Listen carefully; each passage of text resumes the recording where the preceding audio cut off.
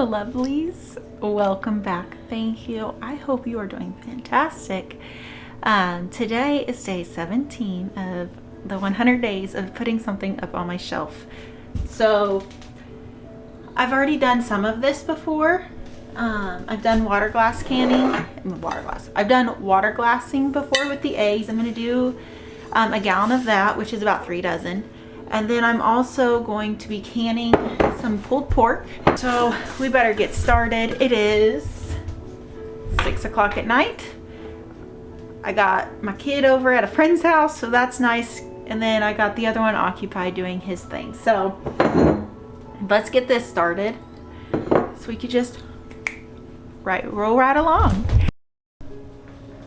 Okay, so I mentioned before on my last one that when you are water glassing, there are a few things. So one, you have a big side, like a wider side, and then a narrower side. You're gonna wanna try, when you put your eggs in your very clean container, you wanna try and put these down like this, pointy side down. You're gonna want, and that's because of the egg sac. So that way it stays the same size and it doesn't overtake the egg. You're gonna want unwashed eggs, and these are farm fresh eggs that are unwashed. They're clean, but not washed.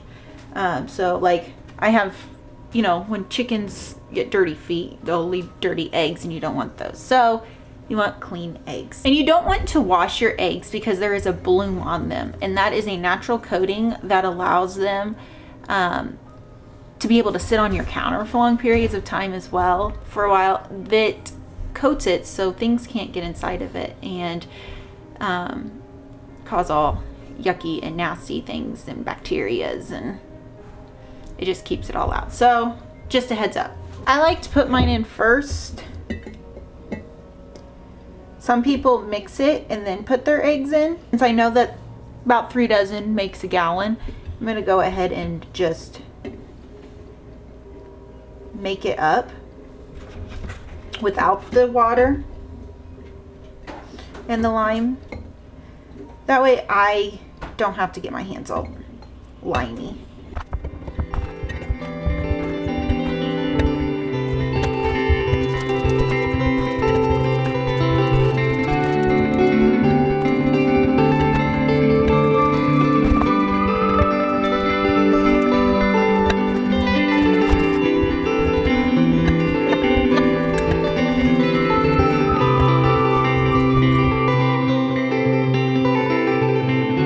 I have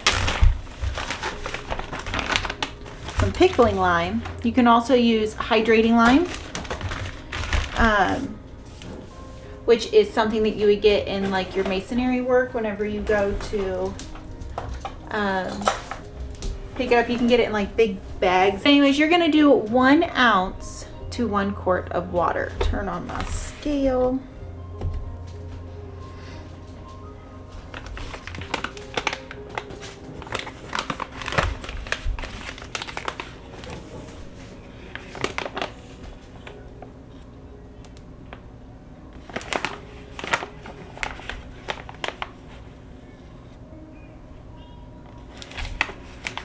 I weighed out 1 ounce. I have non-chlorinated water. It can be room temperature. Doesn't have to be hot or cold.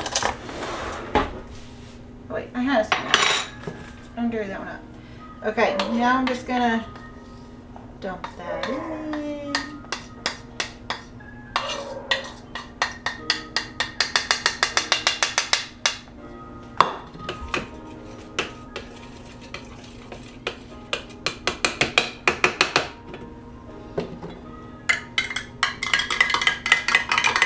Stir it up nice and good.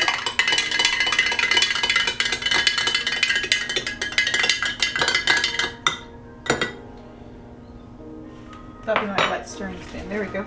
Now I'm just gonna pour it over my eggs.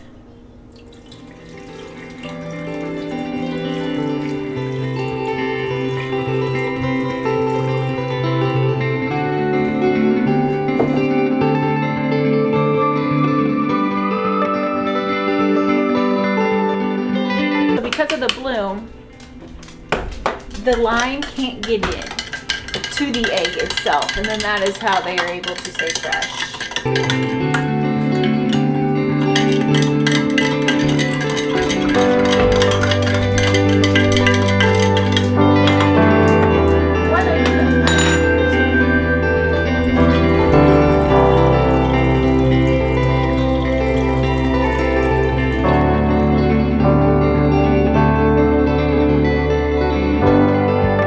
Alright, all I did was make sure that my eggs were fully submerged.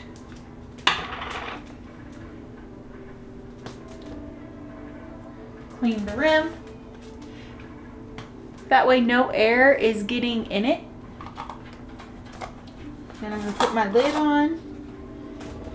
And voila! And you could do this in any size of container that you want. I'm going to do them in gallons or less just because it's easier to maneuver. Especially if you don't have big, strong people around to make sure that you can get your eggs there safely, then this is what I'm doing. I mean, my man can do it, but I like doing things myself too. So, and guys, a secret, I'm not very strong. Very weak, but that's okay. So I do it in the 5-gallon. That way it's just easier for me to grab it. But look how beautiful that is. And all of this lime is going to settle at the bottom, and this will all be clear. So I went ahead last night and I put my pork roast in here. And it's looking beautiful. I didn't season it. I didn't do anything with it. Because I'm going to be canning it, but there was just... I didn't want to cut all that up, so I'm going to do it differently. I'm going to shred it, and then I'm going to can it shredded. Okay, so I went ahead and I put all of my jars, enough for me to be able to do 20 of the pint jars for my pork. All right, continue. I'm going to go ahead and I'm going to pull these out. That way I can get the juices and not all of this just fall into the juices. So, which I plan on using the juices.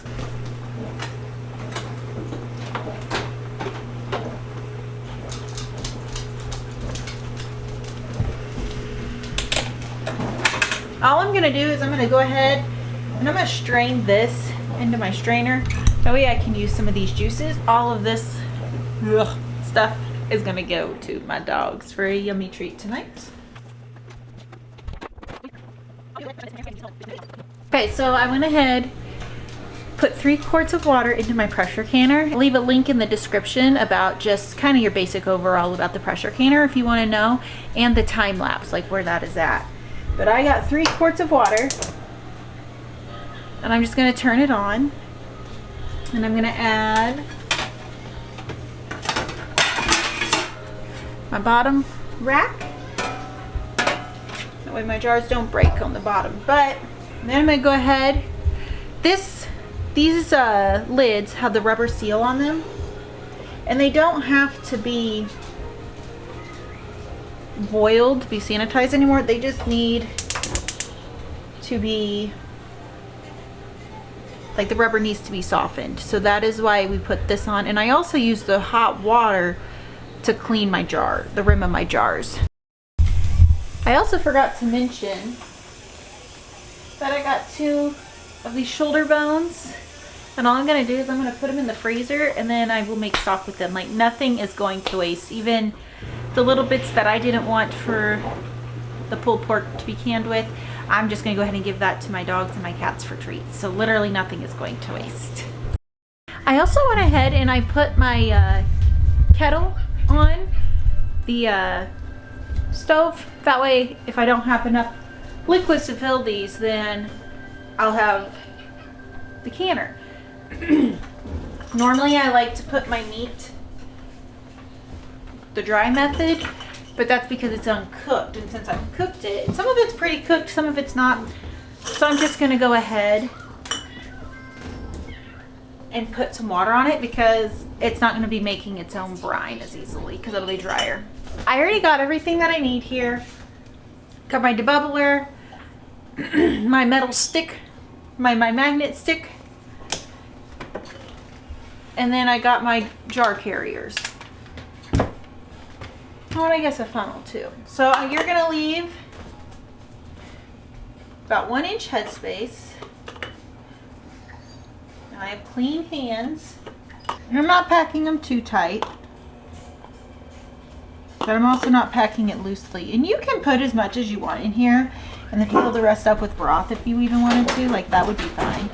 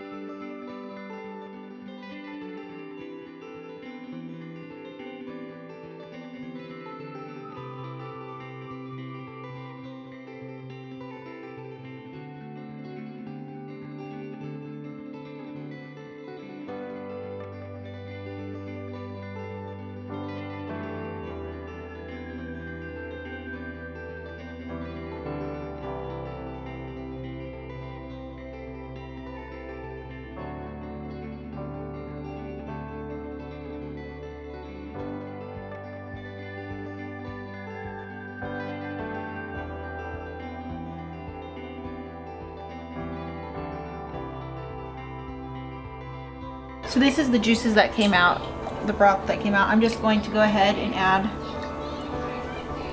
a couple inches or so into it.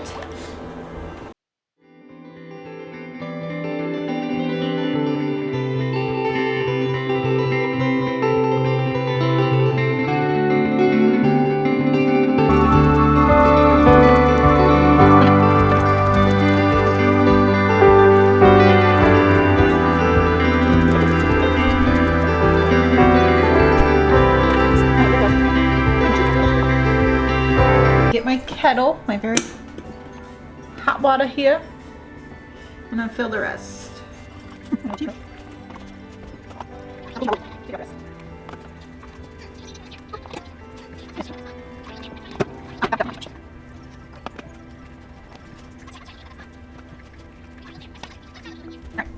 Now, keep this here, but I'm going to take my debubbler, and I'm just going to get some of the get the air bubbles out of there. Oh yeah.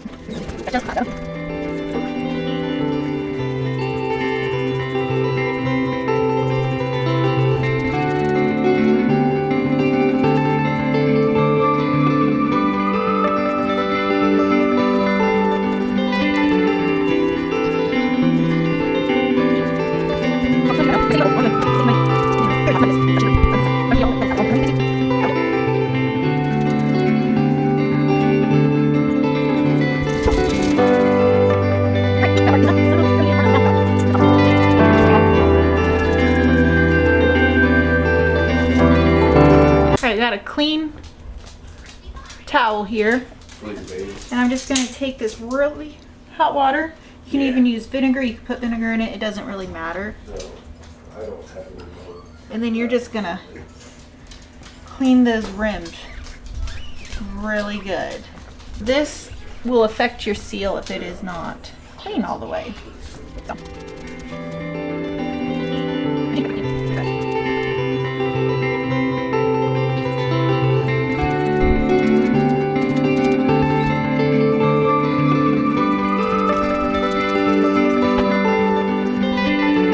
Alrighty, lovely. So I went ahead and I did the rest of it, which if you want to see how I do canning, you can look at some of my other videos. And also I'm going to be doing potatoes, so I'm not too concerned about it. But I just wanted to apologize for that, because all I did was clean the rims with the dry part of the towel. Then I put the lids and the rings on. So now I'm over here, put them in my pressure canner, and I was able to get 15 pints out of these. So I'm gonna line up my pressure canner. I have arrows to match. Sorry, that's what I was doing. And I'm gonna close that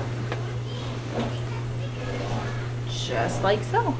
Turn it down a little bit. Alrighty, so I'm gonna wait until I have a steady stream of steam coming out.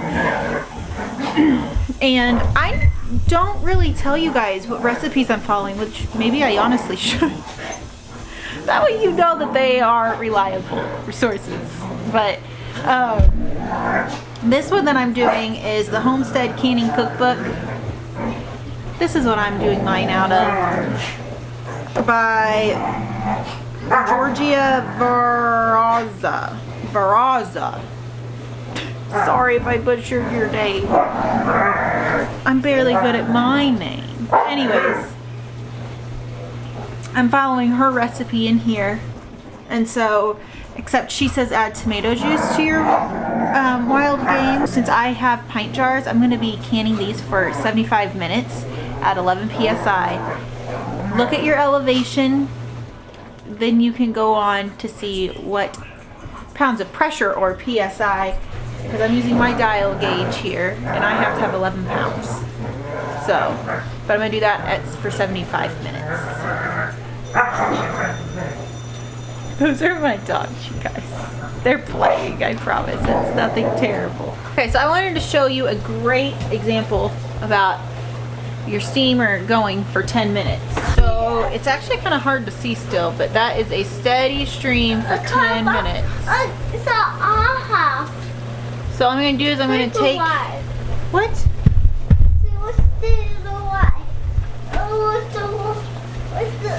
Go ahead and cover it up. It's my pressure regulator, and I'm going to let this go for 75 minutes. Don't mind me glasses that I had to tape. Alright, so my timer just went off. It's been 75 minutes, and I'm going to go ahead and I'm going to lift it and shimmy it on over to the other side of my stove.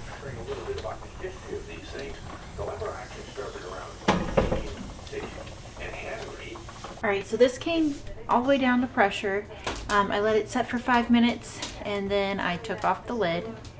And, okay, let me rephrase that. Once it came down all the way to pressure, no pressure at all, I let it set for 5 minutes. Then I took off the lid, and then I let it set for another 10 minutes. I'm just going to let them go over here and go on my counter.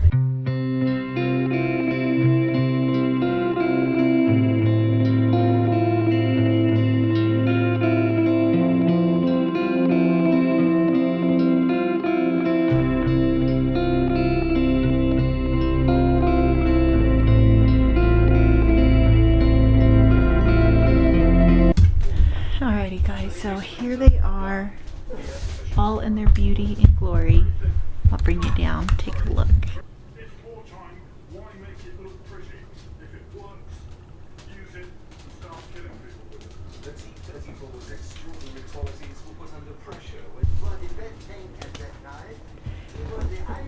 Once again, we did it.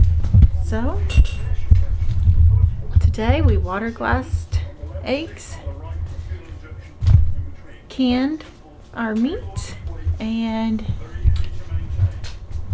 we did it, you guys. I'm serious. This never gets old. I love it. The process, like leading up to it, can be tedious. Personally, I really like it. I think I'm an old soul because I love working like with my hands. Either do things by hand, do things the harder way. Because it really is relaxing for me. But even like when it does get tedious, because it does sometimes, like, I won't lie, I haven't wanted to do it every day, I'll be honest. But looking at the final product is so good.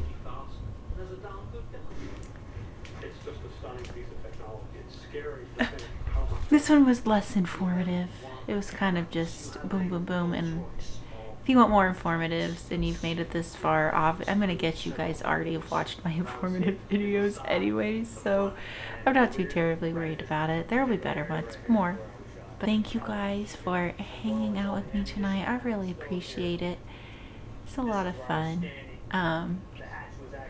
bringing you guys along in my kitchen. But anyways, I will see you guys Monday, and you guys enjoy your day of rest as well, and I'll see you then. Bye.